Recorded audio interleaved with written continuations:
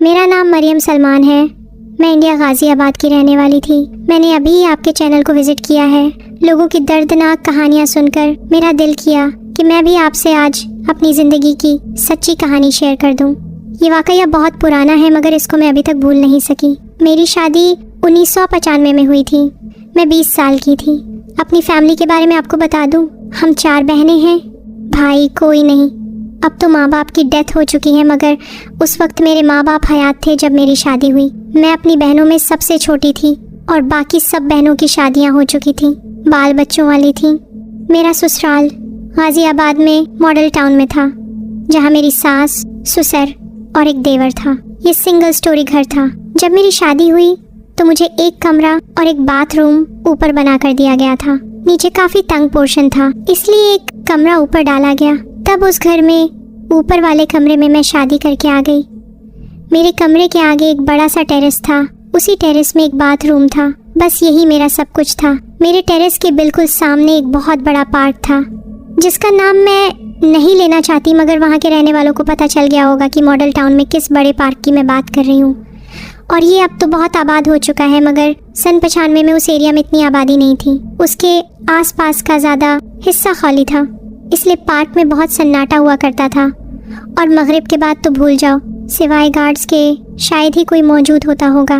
میری ساری کہانی اسی پارک سے جڑی ہے. میرے ساس سسر نیچے ہی ہوا کرتے تھے. ایک دیور تھا جس کا نام بلال تھا. وہ کبھی کبھی ٹیرس یا چھت پر آ جاتا تھا. جب میری نئی شادی ہوئی تو چولہا چوکی سب نیچے تھا. سسرال میں سب جلدی سوتے اور صبح جلدی اٹھا کرتے تھے. میں رات کا کھانا بنا کر برتنوں میں ڈال کر اپنے کمرے میں اوپر لے آتی تھی جس کو سلمان اور میں رات میں بھی کھاتے. سلمان تو سارا دن دکان پر ہوتے اور میری ساس سے زیادہ مزاج نہیں ملتا تھا اس لیے میں اوپر ہی رہتی تھی. شادی کو 1 مہینہ ہو چکا تھا. اس دوران تو کچھ نہیں ہوا مگر اس کے بعد یہ ہوا کہ میں صبح کے ٹائم اٹھی ہوں. ابھی میں نے کمرے کا دروازہ نہیں کھولا تھا. میں کھڑکی سے باہر ٹیرس میں دیکھ رہی تھی. مجھے پارک بھی نظر آ رہا تھا. میں نے دیکھا کہ میرے ٹیرس میں کوئی یہاں سے وہاں اور وہاں سے یہاں چکر لگا رہا ہے. میں اذان سے پہلے ہی اٹھ جاتی تھی. مجھے لگا کہ بلال ہوگا مگر وہ اتنی صبح کبھی اوپر نہیں آیا تھا. اور یہ ایسی آواز تھی جیسے کوئی پاؤں پٹک کر چل رہا ہو. سردیوں کی صبح تھی. باہر اندھیرا تھا. میں نے نماز کے لیے وضو کرنا تھا مگر ٹیرس میں باتھ روم تھا. میں روز اسی وقت پر اٹھا کرتی تھی مگر نہ جانے اس رات کیوں مجھے عجیب سا خوف محسوس ہو رہا تھا. صبح ہو گئی اور بات آئی گئی ہو گئی. میرا دل بہت کرتا تھا کہ میں گھر کے سامنے والے پارک میں جاؤں. اب میں روز پارک میں چہل قدمی کے لیے جانے لگی تھی. پارک اس وقت ٹھیک سے بنا ہوا نہیں تھا. نہ اس زمانے میں اس کی خاص 4 دیواری تھی. پارک کافی بڑا تھا. مجھے ساس منع کیا کرتی تھی کہ مغرب سے پہلے پہلے گھر آ جایا کرو مگر نہ جانے کیوں جب سے میں نے پارک میں جانا شروع کیا تھا میرا دل کرتا کہ میں مغرب کے بعد بھی وہاں رہوں اور گھر نہ جاؤں. میری نئی شادی اس وقت ہوئی تھی. عمر چھوٹی تھی. میں بھی خوب پرفیوم لگا کر پارک چلی جاتی تھی. مغرب کے بعد اس پارک میں کافی اندھیرا ہو جاتا تھا. میرے ہسبینڈ رات کو گھر لیٹ آتے. مجھے پتا تھا کہ جب تک وہ نہیں آتے میں پارک میں ہی رہتی. اس وقت کوئی موبائل فونز تو ہوتے نہیں تھے. ایک بار میں پارک میں واک کے لیے گئی. کافی دیر ہو گئی. میں وہاں بیٹھی رہی. وہاں ایک جھولا لگا ہوا تھا. اس کے پاس ایک پتھر کا بینچ بنا ہوا تھا. میں وہاں جا کر بیٹھ گئی. اچانک ایک عورت میرے پاس آئی. بہت زیادہ سجی سنوری ہوئی تھی. پارک میں کون سج کر واک کرنے آتا ہے. میرے ساتھ آ کر بیٹھ گئی اور ہمارے بالکل اوپر ایک درخت تھا کافی بوڑھا اور بڑا. وہ عورت اسی درخت کو دیکھتی جائے. مجھے تو دیکھنے میں اچھی بھلی لگ رہی تھی مگر اس کا رویہ کچھ بڑا عجیب سا تھا. میں نے اپنی آنکھوں سے دیکھا کہ ایک کنکر آ کر زور سے اس عورت کو لگا اور وہ بڑی تیزی سے وہاں سے بھاگی. جب میں نے اس طرف کو اوپر دیکھا تو وہاں مجھے ایک سفید الو نظر آیا اور پھر وہ میری آنکھوں کے سامنے پتوں میں کہاں غائب ہو گیا. میں نے جیسے ہی یہ منظر دیکھا اپنے گھر کو چلی گئی. پارک میں ایک جگہ کارنر میں جہاں ہمارا گھر تھا وہاں بہت بڑا درخت تھا جس کی شاخیں ہمارے ٹیرس کے قریب تھیں اور مجھے اس طرف کو دیکھ کر بہت عجیب سا احساس ہوتا جب بھی میں اس کے آگے سے گزر کر گھر آتی تھی. پھر ایک شام جب میں گھر آئی تو میرے سر میں بڑی عجیب سی درد ہونے لگی اور میں نے یہ محسوس کیا کہ ایک الگ سی خوشبو ہے جس کو میں چاہوں بھی تو لفظوں میں بیان نہیں کر سکتی. وہ بہت ڈیفرنٹ طرح کی خوشبو تھی جو پورے میرے ٹیرس اور کمرے سے آ رہی تھی. میں کمرے میں جاتی وہاں تھی मैं टेरेस में जाती वहाँ से आ रही थी, लेकिन जब मैं नीचे अपनी सास के पास जाती तो वो खुशबू नहीं होती, सिर्फ सीढ़ियों से ऊपर तक वो खुशबू महदूद होती थी। अब यहाँ से मेरी पूरी ज़िंदगी बदल गई। सबसे पहले ये हुआ कि मैं कहीं भी जाने का इरादा करती तो जा नहीं पाती थी, ख़ास तौर पर अपने शौहर के साथ। एक बार ऐसा हुआ कि नई शादी थी तो मेरे शौहर के मामू ने उनकी दावत की थी, हमने जाना था। मेरी सास, ससुर और देवर पहले ही मामू के घर पहुंच गए। उस दिन सलमान ने थोड़ा लेट आना था तो मैं उनका इंतज़ार करने लगी। मैंने उनके साथ ही स्कूटर पर बैठकर जाना था। घर में ऊपर वाले पोर्शन में मैं बिल्कुल अकेली थी। अचानक से वही खुशबू मुझे आने लगी और उसके बाद दरवाजे पर दस्तक हुई। मुझे लगा सलमान आ गए हैं तो मैं भागी। दरवाज़ा खोला, वहाँ एक औरत थी जिसने काले और सुर्ख रंग के कपड़े पहने हुए थे और वो खुद को मेरी सास की दोस्त बता रही थी जो उनसे मिलने आई थी। उनके साथ उनका एक नौजवान लड़का भी था जिसको वो अपना बेटा कह रही थी। और फिर मैंने महसूस किया कि जो खुशबू मुझे अपने कमरे और कमरे के बाहर से आ रही होती थी, अब वो मुझे उन दोनों माँ बेटे से आ रही थी और वो बहुत ही तेज खुशबू थी। वो लड़का इतना हसीन था जिसके मैं हुस्न की जितनी भी तारीफ करूँ कम है। वो बस मुझे देखता जा रहा था और मैं भी सजी संवरी हुई थी। एक बात और कि वो अम्मा उस लड़के को अपना बेटा कह रही थी। अम्मा तो खुद 100 साल की होगी और वो मेरी सास से भी बड़ी थी, जबकि वो लड़का कुछ 27 या 28 के आसपास होगा। खूबसूरत मोटी आंखें, इंतहाई खुश शक्ल और उसने काले रंग की पैंट और शर्ट पहनी हुई थी। मैंने कह दिया कि घर पर तो इस वक्त कोई नहीं है। मैंने बस इतना ही कहा था। और फिर मेरी सास, ससुर और घर वाले कब आएंगे और मैं घर पर अकेली हूँ, अपने शौहर सलमान का इंतज़ार कर रही हूँ। ये सब कुछ उस अम्मा और उसके बेटे को इल्म था और मैं इतना हैरान हो रही थी कि इन्हें कैसे पता है कि घर में इस वक्त मैं अकेली हूँ। अब ऐसा हुआ कि वो अम्मा ना सिर्फ मेरी सास को जानती थी बल्कि वो मेरे घर वालों के बारे में भी मुझे बता रही थी। उसने कहा कि तुम 4 बहनें हो, तुम्हारे माँ बाप हैं और तुम लोग फैज़ाबाद में रहते हो। उसने जिस एरिया और जिस गली का नाम बताया, हम एग्जैक्टली वही रहते थे। इन 20 सालों में तो मैंने आज तक कभी उस औरत को नहीं देखा था जो ये दावा कर रही थी कि मैं तुम्हारी माँ और सास दोनों को जानती हूँ और यही रहती हो। पता नहीं मेरे माइंड में क्या आया, उन्होंने शायद मुझे इतना हिप्नोटाइज किया हुआ था या क्या बात है। मैं खुद ही उनको ऊपर अपने कमरे में ले आई। वो लड़का भी साथ साथ था। उस औरत के साथ मैं ऐसी बातों में लगी, शायद बिलीव करें या ना करें, मेरे जहन से ही निकल गया कि हमने तो आज दावत पर जाना था। और फिर बातें करते करते रात के 10:30 हो गए। अब वो औरत कहने लगी कि मैं चलती हूँ। इस दौरान वो लड़का टेरेस में टहलने लगा और उसके टहलने की आवाज़ बिल्कुल ऐसी थी जैसे मैंने उस रात अपने टेरेस में सुनी थी। वो दोनों चले गए और जैसे ही गए हैं तो मेरे शौहर घर आ गए। उन्होंने कहा कि पता नहीं क्या हुआ था, स्कूटर तो मेरा बिल्कुल नया है तो ये कैसे रास्ते में ख़राब हो गया था। 3 घंटे में मदद के लिए आसपास जाता रहा मगर मेरा स्कूटर था कि चले ना, और कोई मदद के लिए भी नहीं मिला। और जैसे ही 10 बजे हैं तो वो स्टार्ट हो गया और मैं सीधा घर की तरफ आया हूँ। हमारी तो आज मामा के घर दावत रह गई और उन्होंने ख़ास हम दोनों के लिए ही तो दावत रखी थी। इतने में बाकी घर वाले भी आ गए। उन्होंने कहा कि तुम दोनों आए नहीं। फिर उनको भी सारी बात बताई। वो रात इस तरह गुजर गई। अगले दिन मैंने अपनी सास से पूछा कि कल आपके जाने के बाद एक औरत आई थी अपने बेटे के साथ, उसका नाम शकीला था और वो आपका पूछ रही थी। तब मेरी सास और मैं घर में अकेले थे तो वो बोली ये कैसे हो सकता है, शकीला मेरी दोस्त थी मगर उसको 2 साल हो चुके हैं, उसका इंतकाल हो चुका है। अब यहाँ मेरी परेशानी बहुत बढ़ गई। मैंने उनसे पूछा कि ये कैसे हो सकता है। वो तो मेरे पास आई थी और 3 घंटे बैठ कर गई थी। उनका बेटा भी उनके साथ था। मैंने अपनी सास को कहा कि क्या आपके पास उनकी कोई तस्वीर है। मेरी सास ने कहा शायद किसी एल्बम में उसकी तस्वीर हो, मगर मुझे नहीं लगता। कोई और मोहल्ले की औरत आई होगी तुमसे मिलने जो शकीला की हम नाम होगी, मगर जो बातें तुम बता रही हो इसका इल्म तो सिर्फ शकीला को ही था। इस बात की तहकीक किसी ने ना की, मगर मेरे ससुर ने कह दिया अब दरवाज़ा मत खोलना किसी भी अनजान के लिए।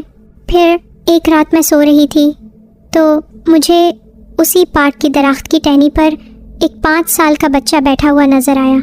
ये रात के 2 बजे का टाइम था और मैं बाथरूम में जाने के लिए उठी थी। वो बच्चा क्लियर नहीं था, एक धुंधले से साये जैसा था। मैं बाथरूम के दरवाजे से बाहर निकलकर टेरेस में मौजूद बेसन में हाथ धो रही थी। बेसन के ऊपर शीशा था, शीशे में वो बच्चा नजर आ रहा था। میں نے پیچھے مڑ کر دیکھا تو کچھ نہیں تھا مگر وہ اس شیشے میں صاف نظر آئے۔ میں نے دل ہی دل میں آیت الکرسی پڑھنا شروع کیا اور پتہ نہیں کہاں سے میرے اندر اتنا حوصلہ پیدا ہوا کہ میں درخت کی طرف جو ٹیرس کا کونا تھا وہاں گئی۔ وہاں کچھ نہیں تھا، جبکہ بیسن کے شیشے میں وہ مجھے صاف نظر آ رہا تھا کچھ کھاتے ہوئے۔ وہ چاندنی رات تھی اس لیے میں کلیئرلی دیکھ سکتی تھی۔ پھر مجھے آواز آئی جیسے کسی نے درخت سے چھلانگ لگائی ہو، دھڑام کی آواز آئی۔ میں اندر اپنے کمرے میں بھاگ گئی۔ وہ رات بہت خوفناک تھی۔ صبح میں نے سلمان کو بتایا تو انہوں نے اس کو کچھ سنجیدہ نہیں لیا۔ اسی طرح ایک رات کچھ دنوں کے بعد میں اپنے کمرے میں تھی۔ رات کے 8 بج رہے تھے۔ ہمارے گھر ایک ٹائم کھانا بنتا تھا جسے ہم 2 ٹائم کھاتے تھے۔ جو دن میں سالن بنتا وہی شام کو چلتا، اس لیے میں دوپہر میں نیچے سے کھانا کھا کر رات کے لیے اپنا اور سلمان کا سالن لے آتی اور پھر سامنے پارک میں ٹہلنے چلی جاتی۔ ساس صاحبہ مجھے ہمیشہ کہتی کہ مغرب سے پہلے گھر آ جایا کرو، مگر نہ جانے کیوں میرا دل گھر سے زیادہ پارک میں لگتا۔ میں کمرے میں تھی، سلمان کا انتظار کر رہی تھی کہ مجھے اپنے کمرے کے دروازے کا لاک کھلنے کی آواز آئے، جیسے کسی نے ہینڈل پر ہاتھ رکھا ہو اور آہستہ سے کبھی اوپر ہینڈل کرے کبھی نیچے کر دے۔ میری ساس کو گھٹنے کا مسئلہ تھا، وہ تو سیڑھی چڑھ کر اوپر نہیں آتی تھی۔ میرے سسر، دیور اور شوہر سب دکان پر ہوتے تھے۔ یہ سلمہ ستارہ کا کام کرتے تھے اور اکثر لیٹ ہو جاتے تھے۔ اوپر کمرے میں اکیلی ہوتی تھی۔ سلمان تو اتنی جلدی نہیں آ سکتے تھے کیونکہ ان دنوں عید آنے والی تھی، تو انہوں نے عید سے پہلے ملبوسات تیار کر کے دینے تھے۔ وہ تو مجھے بتا کر گئے تھے کہ وہ لیٹ ہو جائیں گے۔ ان دنوں میری ساس کی ٹانگ میں فریکچر ہوا تھا، تو سوال ہی پیدا نہیں ہوتا تھا کہ وہ سیڑھیاں چڑھ کر اوپر آ جاتی۔ میں ٹی وی پر کوئی پرانی مووی دیکھ رہی تھی اور مسلسل اس ہینڈل کی آواز سے مجھے بہت الجھن ہو رہی تھی۔ مجھے ڈر لگ رہا تھا۔ میں نے کافی بار پوچھا کون ہے، جب میں آواز دوں تو وہ آواز بند ہو جائے اور جب میں چپ ہو جاؤں تو آواز دوبارہ آئے۔ اتنے میں لائٹ چلی گئی اور وہ آواز آنا اچانک بند ہوئی اور لائٹ جانے سے ہر طرف اتنی خاموشی تھی۔ مجھے اسی پیڑ سے کسی کے ہنسنے کی آواز آئی، جیسے کوئی میرا مذاق اڑا رہا ہو۔ میں نے ایک دن اپنے شوہر سے کہا کہ آپ کسی مولوی کو لے کر آئیں، کوئی چیز ہے جو مجھے تنگ کرتی ہے، ڈرا بھی رہی ہے۔ میرے شوہر نے اچھا کہا۔ پھر کچھ دنوں بعد وہ ایک امام صاحب کو گھر لے کر آئے۔ انہوں نے سارا گھر چیک کیا، اوپر آئے اور پھر کچھ دیر بعد کہا کہ آپ کی زوجہ کے ساتھ کوئی چیز چل کے آئی ہے، مگر کون ہے، کیا چاہتی ہے، کچھ نہیں پتا۔ آپ کسی نابالغ بچے کو لے کر آئیے، میں کچھ پڑھوں گا۔ وہ بچے کی آنکھوں پر پٹی باندھی جائے گی اور ان بند آنکھوں سے جو کچھ دکھے گا تبھی پتہ چل سکے گا اصل معاملہ کیا ہے۔ ہمارے برابر والے گھر سے ایک چھوٹی بچی کاشفہ کو بلایا گیا جو 8 سال کی تھی۔ عمل شروع ہوا۔ انہوں نے اس کو کہا کہ جو کچھ نظر آ رہا ہے بولتی جانا۔ مجھے پاس بٹھا دیا گیا اور میرے پورے جسم پر کالا کپڑا ڈالا۔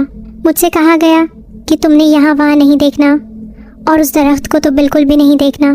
بچی نے کہا سامنے والا جو درخت ہے وہاں کوئی بیٹھا ہوا ہے، اس کی آنکھیں بہت سرخ ہیں جیسے آگ نکل رہی ہو۔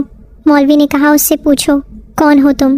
کاشفہ نے بتایا وہ کچھ نہیں بول رہا، بس دیکھتا جا رہا ہے۔ پھر مولوی نے پوچھا کہ اس سے پوچھو تمہیں کسی نے تنگ کیا ہے۔ کاشفہ نے بتایا کہ وہ اب بھی خاموش ہے اور کچھ نہیں بول رہا۔ پھر مولوی صاحب نے قرآن کی آیات کو پڑھنا شروع کر دیا۔ کاشفہ ایک دم بولی، وہ کہہ رہا ہے یہ میری حدود میں آئی ہے، میں سالوں سے یہاں رہتا ہوں، مجھے اس کے بال بہت پسند ہیں، یہ مجھے اچھی لگتی ہے۔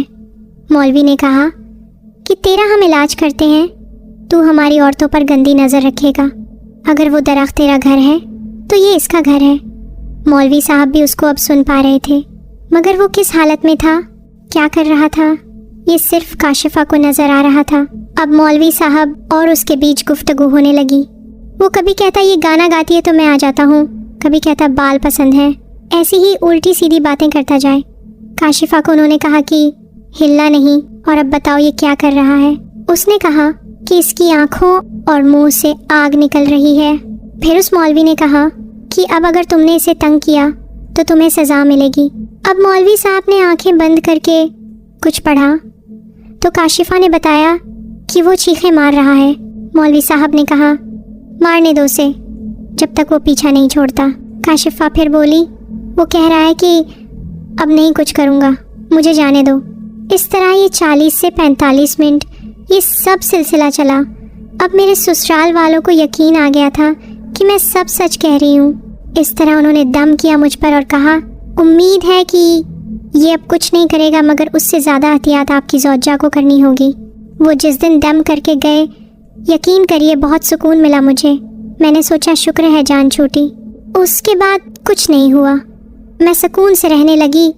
मगर वो कहते हैं कि सुकून के लम्हे बहुत मुख्तसर होते हैं। ऐसा ही मेरे साथ हुआ। कुछ दिनों के बाद मैंने दोबारा पार्क जाना शुरू कर दिया, मगर अब मैं दिन के वक्त जाती। उन दिनों हमारे घर में फ़ोन नहीं लगा था। मुझे अम्मी अबू से बात करने के लिए पड़ोस के घर जाना पड़ता था। वो काशिफ़ा का घर था। काफ़ी दिनों के बाद मैं पार्क गई। काशिफ़ा मुझे बुलाने आई कि आपके अम्मी अबू का फ़ोन है, आकर बात कर लें। वो झाड़ियों के पीछे से निकल कर आई थी, जहाँ उस वक्त कोई बंदा बशर कोई भी नहीं था। तो अचानक काशिफ़ा वहाँ कैसे आ गई? और ये कहकर वो भाग गई। मैं भागती हुई पड़ोस में गई तो वहाँ उनके घर के बाहर इतना बड़ा ताला लगा हुआ था। और मुझे याद आया कि वो सब तो हैदराबाद किसी की शादी पर पिछले 2 दिन से गए हुए थे। मेरी शादी को अब 2 महीने हो गए थे। मैंने घर आके इसका जिक्र सलमान से किया। वो बोले, तुम्हारे दिमाग का वहम है, और दूसरा ये कि अगर कुछ दोबारा हुआ तो अपना हिसार कर लिया करो। कौन सी बड़ी बात है, इन बातों को ज़्यादा मत सोचो। मौलवी साहब ने कहा था कि वो चला गया है। मैं भी चुप हो गई। जैसे कि पहले मैंने आपको बताया था कि मेरे शौहर सलमा सितारा का काम करते थे और करवाते भी थे। अक्सर ये गोटा किनारी और कोरी दबके के काम वाले कपड़े घर लाया करते थे और मुझसे कहते थे कि तुम इन कपड़ों को आराम से अलमारी में रख दो, जब मैं कहूँ तब मुझे आराम से निकाल के दे देना। उनमें से हर सूट के साथ वो एक पर्ची लगाया करते थे, थंब पिन से या कच्चे धागे से, जिस पर उस कस्टमर का नाम लिखा होता था कि ये किसके सूट है। मैं बहुत एहतियात से वो कपड़े अलमारी में रखती। एक रात ऐसा हुआ कि मैं सो रही हूँ तो मुझे ख्वाब आया कि वो ही जिन टेरेस में पेड़ के पास खड़ा है और वो उतना ही इंतहाई खूबसूरत है। बिल्कुल दूध की तरह उसका रंग है, इतना ही सफ़ेद रंग। मैं मुहावरतन नहीं कह रही, उसका सच में रंग इतना ही सफ़ेद था और काले बाल। और वो मुझे कमरे के बाहर टेरेस में खड़ा होकर बुलाता है, जबकि मैं नहीं जाती। मुझे उससे डर लगता है और ख्वाब में भी वही खुशबू आ रही थी। उसका चेहरा एक बहुत जवान आदमी की तरह था, मगर उसके हाथ ऐसे बूढ़े हाथ थे जैसे कोई 100 साल का बूढ़ा इंसान हो। चेहरे पर शादाबी और हाथों पर बुढ़ापा। मैं इनकार कर देती हूँ कि मुझे नहीं जाना तुम्हारे साथ। तो वो कहता है कि अगर तुम मेरे साथ नहीं आई तो मैं तुम्हारे शौहर के सब कपड़े जला दूंगा। और मैं कहती हूँ तुमने जो करना है कर लो, मैं तुम्हारे पास नहीं आऊँगी। वो गुस्से में हमारे कमरे में आता है, अलमारी खोलकर कस्टमर्स के सब कपड़े लेकर उनको टेरेस में जला देता है और मैं ज़ोर ज़ोर से आयतुल कुर्सी पढ़ना शुरू कर देती हूँ। उसके बाद वो चला जाता है। सलमान मुझे उठा रहे हैं और मेरे ऊपर पानी डालते हैं। जब मुझे होश आई तो उन्होंने बताया कि तुम चीखें मार रही थी और मैंने उनसे अपने ख्वाब का जिक्र किया और मैं फौरन उठी, अलमारी खोली और कपड़े चेक किए। वो तो सही सलामत थे, मगर उनमें से हर सूट के ऊपर लगी पर्चियाँ अदला बदली हो चुकी थी, जो उस वक्त सलमान और मुझे पता नहीं चला। मगर जब सलमान दुकान पर सारे कपड़े लेकर गए तो जिस का सूट था उन्होंने अपने सूट पहचान लिए और सभी ने कहा आपने नाम सही नहीं लिखे। उनको तो पता नहीं था ये सब कारस्तानी उसी जिन की थी। ख्वाब में उसने मुझे कहा कि मैं तो यहीं ही रहता हूँ और जो खुशबू तुम आसपास महसूस करती हो वो मैं होता हूँ तुम्हारे पास। मैं, सलमान और मेरे ससुराल सभी लोग नमाज की बहुत पाबंदी किया करते थे। मैंने अपने घर और बहनों में से किसी को इन वाकयात के बारे में नहीं बताया था। एक तो सलमान ने मुझे उन्हें बताने से पता नहीं क्यों मना किया था। दूसरा, पड़ोस के घर टेलीफोन होने की वजह से मेरी कोई प्राइवेसी नहीं थी। उसने मुझे अब बार बार तंग करना शुरू कर दिया था। ये ऐसी बातें होती हैं कि लोग आपका मजाक बनाएंगे और यकीन कोई नहीं करेगा। मेरी सास तो पहले ही मुझसे नाखुश थी, इसलिए मैंने खामोशी में ही निजात जानी। जबकि हर बात का हल सिर्फ खामोशी नहीं होता। ये बात मुझे तब समझ आई जब हालात और भी बिगड़ना शुरू हो गए। मैं रोज़ पार्क में जाया करती थी और एक दिन मैं पार्क में उसी पत्थर की सीट पे बैठी हूँ। मगरिब हुए भी 1 घंटा हो चुका था। मैंने देखा मेरे बिल्कुल सामने एक झूला लगा है और वहाँ मुझे वही जिन नज़र आया और पहली बार मेरी उससे हकीकत में बात हुई। वो मुझसे सिर्फ 3 या 4 फुट के फासले पर बैठा था और मुझसे कहता है, मुझे तुम्हारी खुशबू बहुत पसंद है। मैं उससे कह रही हूँ, तुम्हें शर्म नहीं आती? तुमने मेरा जीना हराम किया हुआ है। वो बहुत संजीदा तअस्सुरात के साथ मुझे देखता जा रहा है और झूला झूलता जा रहा है। वही खुशबू मेरे आसपास थी। उसने दूसरा जुमला भी यही बोला, मुझे तुम्हारी खुशबू बहुत पसंद है। अब पार्क में इतना अंधेरा हो चुका था कि दाएं देखूं या बाएं मुझे कुछ नजर ना आए, बस सामने वो बैठा दिखाई दे रहा था। मैं उठती हूँ और ऊंची आवाज लगाती हूँ, कोई है? अचानक एक गार्ड दूर से आता है जो मेरे पास आ रहा था और मुसलसल सीटी मार रहा था। जब वो मेरे करीब आता है तो मुझसे कहता है, बेटा तुम यहाँ इतनी रात को क्या कर रही हो? आपको शाम से पहले ही घर चले जाना चाहिए। आपको नहीं पता कि यहाँ पार्क के कुछ हिस्से ऐसे हैं जहाँ दिन के वक्त आना भी मना है। सुना है यहाँ कुछ जगहें भारी हैं। यहाँ मैं कुछ महीनों से नोट कर रहा हूँ, आप शाम होकर भी बैठी रहती हैं। मैंने कहा, वो मेरा सामने ही तो घर है। तो वो गार्ड बोला, अगर आपका घर सामने है तब तो आपको बहुत ज़्यादा एहतियात करना चाहिए। शाम के बाद अपने घर की वो सब खिड़कियाँ भी बंद रखें जो इस पार्क में खुलती हैं। मैं अभी देख रहा था कि आप काफ़ी देर से सोचों में गुम खुद से बातें कर रही थी। मैंने आपको बहुत आवाज़ें दी मगर आपने जवाब नहीं दिया तो मुझे खुद आना पड़ा। आप यहाँ मत आया करें, खासकर इस हिस्से में तो बिल्कुल मत आएं। मैं अच्छा कहकर वहाँ से निकल गई और फिर उस रात मुझे शदीद बुखार हुआ। इतना तेज़ था कि मेरे अंदर सीढ़ियाँ चढ़ने तक की हिम्मत ना हुई। नीचे ही सांस मुझे पट्टियाँ करती रहीं। उस दौरान मेरा देवर बिलाल भी पास खड़ा था और मुझे कहने लगा, भाभी ये आपकी गर्दन और बाजू पर निशान किस चीज़ के हैं? मैं अपने जिस्म पर नील देख रही थी जो कल तक तो नहीं थे, और वैसे भी कुछ दिनों से मुझे शदीद जिस्मानी कमजोरी हो रही थी। मैंने घर आकर सास के डर से किसी को कुछ नहीं बताया था। सास ने कहा कि कल मैं तुम्हें डॉक्टर पर लेकर जाऊंगी, और शादी को इतना अरसा भी हो गया है, अभी तक कोई खुशखबरी नहीं। उस रात मेरी बहुत बुरी हालत थी। सलमान घर आए, मैंने उनको सब बता दिया। आप कहते थे मेरे दिमाग का वहम है, वो मुझसे आज हकीकत में पार्क में मिला है। सलमान ने कहा कि मैं उसी मौलवी से राब्ता करता हूँ। मैं, मेरी सास और ससुर नीचे थे और उस रात मेरा देवर और सलमान दोनों ऊपर सोए। अब सलमान ने कहा कि उन्होंने आधी रात को देखा कि मैं ऊपर आई हूँ, टेरेस में बात रूम में गई हूँ। वो उस वक्त जाग ही रहे थे और खिड़की से सब देख रहे थे। उन्होंने कहा, मैं तुम्हें देखकर बहुत हैरान हुआ कि ये इतनी बीमार थी और रात के 3 बजे ऊपर आई है और सीधा बाथरूम में चली गई। उन्हें मुसलसल वहाँ से पानी गिरने की आवाज़ आ रही थी। उन्हें अच्छी तरह मालूम था कि मैं बात रूम में कभी अंधेरा करके नहीं जाती, और अब मैं न सिर्फ उनकी आंखों के सामने गई बल्कि बाल्टियाँ भर भर कर अंदर से उनको पानी गिरने की आवाज़ आए जैसे मैं नहा रही हूँ। 10 मिनट हो गए, अब आवाज़ पानी की आना बंद हो गई। वो मेरे निकलने का इंतज़ार कर रहे थे। 20 मिनट हो गए, आधा घंटा हो गया। सलमान बाहर गए तो उनके होश उड़ गए, क्योंकि टेरेस में मौजूद बाथरूम की लोहे की कुंडी तो बाहर से लगी हुई थी। उन्होंने लाइट्स ऑन की, दरवाज़ा खोला तो बाथरूम में कोई भी नहीं था और वो एकदम खुश्क था। सलमान डर चुके थे। फौरन नीचे आए तो देखा मैं तो सो रही हूँ। अब मुझे उस रात से लगातार स्लीप पैरालिसिस होने लगा। जैसे एक रात मैं सो रही थी, मैंने देखा वही जिन मेरे पास आता है और कहता है, मैं तुम्हारे साथ किसी को नहीं देख सकता, मुझे तुम्हारी खुशबू पसंद है। वो मेरे सामने सलमान का गला दबाने लगता है। मैं डर से चीख रही हूँ, या अल्लाह बचा ले। इतनी जोर से चिल्लाती कि मेरे ससुराल वाले सभी उठ गए। मैंने उनको बताया। ये ख्वाब सुनकर मेरी सास को तो न सिर्फ बहुत परेशानी हुई बल्कि वो मुझसे नफरत करने लगी। उस वक्त सलमान को अचानक कारोबार में नुकसान हुआ था। मेरी सास का कहना था कि सब कुछ मेरी वजह से हुआ है, जबकि ससुर को मैंने हमेशा पॉजिटिव ही देखा। उन्होंने कहा कि दोबारा मौलवी को बुलाना पड़ेगा। सुबह मौलवी तो नहीं आया, मगर मेरी सास मुझे डॉक्टर पर लेकर गई और उन्होंने कहा कि मुझे 2 महीने की प्रेगनेंसी है, मगर मेरी मौजूदा जिस्मानी हालत प्रेगनेंसी को पेचीदा कर सकती है। मामलात बुरे या कुछ भी थे, मेरी ज़िंदगी में माँ बनने की खबर ने मेरी सास को किसी हद तक खुश कर दिया था। मेरी बहनों ने जब ये खुशखबरी सुनी तो बहुत खुश थीं, मगर वो मेरी हालत देखकर हैरान रह गईं। पहले अम्मी अब्बू के साथ बड़ी 2 आपा आई थीं, फलक आपा और फरीदा आपा मिठाई लेकर आईं। शादी को 5 महीने हो चुके थे और शादी के 1 महीने बाद से ये सब शुरू होने वाले पुरअसरार मामलात ने मेरी सेहत को बहुत बुरी तरह मुतासिर किया था। मेरे घर वालों ने कहा, तुमने सूरतुल बकरा और आयतुल कुर्सी को पढ़ना नहीं छोड़ना, और बेहतर यही है कि तुम ऊपर कमरे में मत जाना।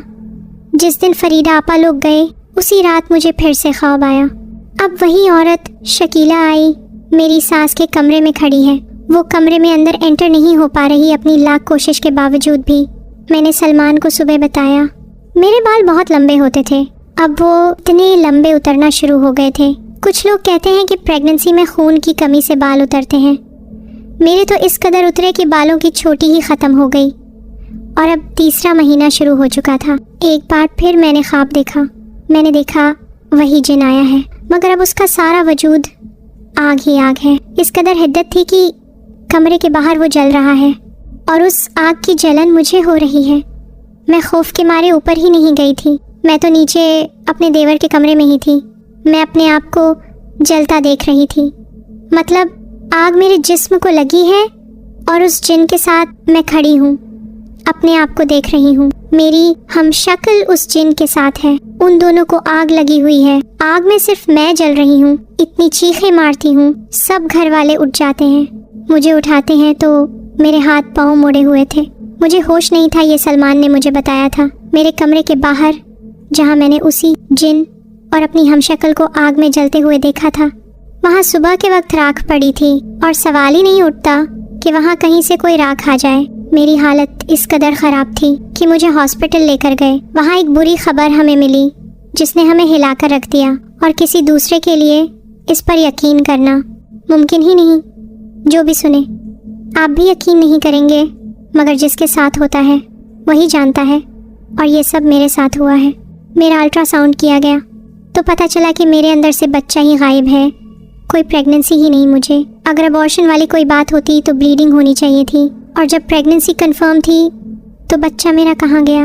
मैं दिमागी मरीज होती जा रही थी, और फिर बहुत रोई, अल्लाह से दुआ की कि मुझे इस तकलीफ से निकाल दे। सिवाय तेरे कोई नहीं। हॉस्पिटल में मेरी फैमिली आई हुई थी। डॉक्टर नैना वर्मा उस वक्त मुझे प्रेगनेंसी में डील कर रही थी। मैं 3 से 4 बार तो उन्हें अपना चेकअप भी करवा चुकी थी। अब जब उन्होंने देखा, कंफर्म किया कि बच्चा नहीं है अंदर, तो उन्होंने कहा कभी कभी ज़्यादा खून की कमी से अपने आप साइलेंट अबॉर्शन हो जाता है, बिना औरत को पता चले। लेकिन मुझे यकीन था मेरा बच्चा जिन्नात ने गायब किया था। वो आगे बोली, मरियम, मुझे नहीं पता तुम्हारे साथ क्या हुआ है, मगर मैं सिर्फ इतना कह सकती हूँ, ये मेरी मेडिकल हिस्ट्री में पहला ऐसा केस आया है। ये मामला कुछ गैर मरी मखलूक़ात का है, इसलिए तुम अपना किसी साधु, मौलवी, जिसे भी तुम लोग मानते हो, उससे फौरी राब्ता करो, क्योंकि जहाँ मेडिकल साइंस ख़त्म होती है वहाँ से इन चीज़ों की ताकतें शुरू होती हैं। मैं 2 दिन हॉस्पिटल रही, उसके बाद मुझे डिस्चार्ज कर दिया गया। घर आई तो मुझे ऊपर अपने कमरे में शिफ्ट कर दिया गया। मेरे साथ मेरी एक आपी भी रहने के लिए आ गई, जिनका नाम आसिफा था। उससे अगले दिन बिलाखिर वो सुबह आ ही गई, जिस दिन मेरे अब्बू, अल्लाह उनको गरीके रहमत करे, वो एक बाबा को घर लेकर आए। ये दूसरे बाबा थे, मेरे ससुराल वाले। माँ बाप, आपा सब ऊपर कमरे में मेरे पास मौजूद थे। बाबा ने मुझे देखा और फिर वो बाहर टेरेस में चले गए। अपने दोनों हाथ टेरेस की ग्रिल पर रखकर आंखें बंद की और कुछ पढ़ने लगे। वो अंदर आए और कहने लगे, फूल। उन्होंने फूलों से मुताल्लिक ऐसी बात कही जो घर में सिर्फ मैं और सलमान जानते थे, और अब वो बाबा इसकी तस्दीक कर रहे थे कि कैसे मैं इन जिन्नाती मामलात में पड़ी। उन्होंने कहा, मैं इस मरियम का रूहानी इलाज भी कर दूंगा, ये ठीक भी हो जाएगी, मगर इस कमरे, इस टेरेस, इस जगह को मरियम को हमेशा के लिए छोड़ना होगा। मेरी सास ने कहा, हम तो काफ़ी सालों से यहाँ रहते हैं, हमारे साथ तो कभी कुछ ऐसा नहीं हुआ। हम ये घर छोड़कर नहीं जाएंगे, ना मेरा बेटा जाएगा। वो बाबा बोले, ये आपका ज़ाती मामला है, मगर इसका जो मुस्तकिल हल है वो मैंने आपको बता दिया है। और हाँ, बच्चे को इस दुनिया में आने से पहले ही जिन्नात ने गायब किया है। अगर ये लड़की यहाँ रही तो कभी ठीक नहीं हो सकती। बाबा ने कहा कि जो जिन यहाँ रहता है उसका नाम सजान है, वो आपकी बेटी मरियम पर आशिक हो गया है। ये जो मोती और गेंदे के फूलों के गजरे पहनती है, वो जिन इन फूलों की खुशबू पर मरता है जो हर वक्त मरियम पहने रखती है। ये बात 100% सही थी। मेरी एक आदत थी कि मैं रोज़ उस पार्क से मोतिये के फूल तोड़ कर लाती, गेंदे के फूलों के साथ मिक्स करके उनके गजरे बनाकर रोज़ पहना करती थी। मुझे ये फूल बहुत पसंद थे। ऐसे मेरा दूसरी बार रूहानी इलाज हुआ और 41 दिन के अंदर अंदर मैं ठीक हुई। उन्होंने तेल पर मुझे दम करके दिया जिसे मैं अपने बालों में लगाती। मुझे उन्होंने कहा कि नापाक नहीं रहना, नमाज नहीं छोड़नी, कुछ तस्बीहात करने के लिए दी। ये भी कहा कि मैं हर नमाज के बाद 7 बार आयतुल कुर्सी पढ़ूं। मेरे सर के बाल भी ऐसे वापस आए जैसे किसी ने जादू से वापस लाए हों। इन 41 दिनों में रूहानी इलाज के लिए मुझे मेरी अम्मी अब्बू अपने साथ मुझे फैजाबाद ले गए थे। मैं मुकम्मल ठीक हुई। ये बिल्कुल सही कहा जाता है कि इंसान की हवा पानी बदल जाए तो वो जल्दी ठीक होता है। सलमान मुझसे बहुत मोहब्बत करते थे। वो मुझे किसी कीमत पर छोड़ना नहीं चाहते थे और मेरी सास मुझे रखना नहीं चाहती थी। फिर वो मेरे साथ ही आ गए। अपनी माँ की शदीद मुखालफत के बावजूद उन्होंने मेरा बहुत साथ दिया। हम दोनों ने बाकी की ज़िंदगी बहुत सुकून से गुजारी, मगर मुझे दोबारा कभी माँ बनने की सआदत नसीब ना हुई। इस साल मैं बेवा हुई हूँ। माँ बाप, सास, ससुर सब अल्लाह को प्यारे हो गए। मैं फैज़ाबाद में ही अपनी एक बहन के साथ रहती हूँ। ये मेरी ज़िंदगी की कहानी है जो मैंने आपके सामने बयान कर दी। मैं उस वाक़या के बाद कभी गाज़ियाबाद नहीं गई। मुझे गाज़ियाबाद मॉडल टाउन एरिया से आज भी बहुत डर लगता है। जब कभी उन बातों को सोचती हूँ तो बहुत डर जाती हूँ। बेटा, तुम्हें कहानी लिखते हुए अब भी मेरे हाथ काँप रहे हैं। बाकी ये कि आपकी स्टोरीज मुझे बहुत पसंद आती हैं। खुदा आपको इसी तरह कामयाब करे, आमीन। सबके लिए दुआ करती हूँ। मरियम सलमान, इंडिया, फैज़ाबाद से।